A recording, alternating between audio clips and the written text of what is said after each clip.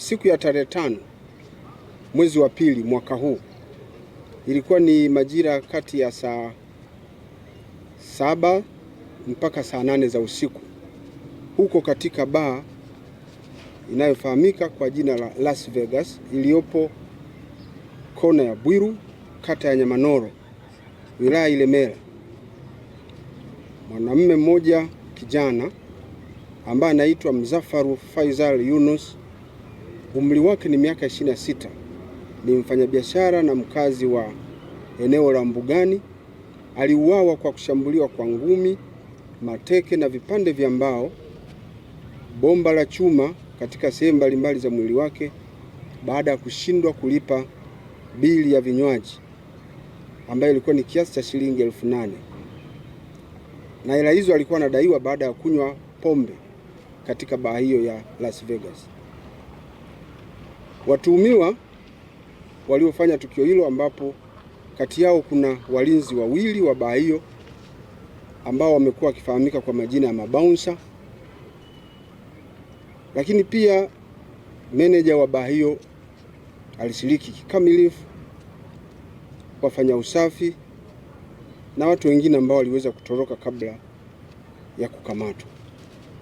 Baada ya kushambuliwa huko, taarifa zilifika kituo cha polisi, ambapo mhanga yule, kwa sababu alikuwa amejeruhiwa, alichukuliwa na kupelekwa katika hospitali ya rufaa ya mkoa wa Mwanza Sekoture. Lakini ilipofika tarehe 6 majira ya saa 6:30 za mchana, basi kijana huyo aliweza kupoteza maisha wakati anaendelea kupata matibabu katika hospitali ya Sekoture. Jeshi la polisi sasa liliendeleza upelelezi wa kina kuhakikisha kwamba linawakamata wote waliohusika na lile shambulio. Tarehe 15/4 majira ya saa 11 jioni, wakati uchunguzi ukiendelea, tulifanikiwa kumkamata mtu mmoja anaitwa Yona Paul Peter, mlinzi. Huyu Yona Paul Peter ni mlinzi au bouncer kwenye hiyo bar. Miaka yake ni 22, mkazi wa Nyasaka, Msumbiji, wilaya ya Ilemela. Huyo ndiye alihusika na tukio hilo, tukaweza kumkamata. Lakini tarehe 21 mwezi wa 4 ilikuwa ni saa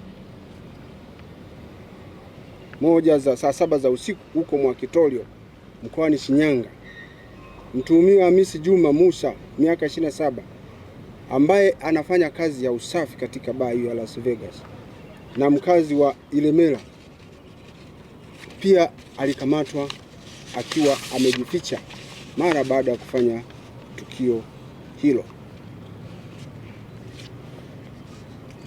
Tarehe 5 mwezi wa 3 mwaka huu pia usiku, katika kijiji cha Mkiu huko Mkuranga huko mkoani Pwani, pia tuweza kumkamata mtuhumiwa mwingine ambaye alishiriki katika mauaji hayo, anaitwa Benson John Mgoko, naye ni bouncer, kijana mwenye umri wa miaka 19, mkazi wa Nyasaka, Msumbiji, wilaya Ilemela, naye alikuwa amejificha.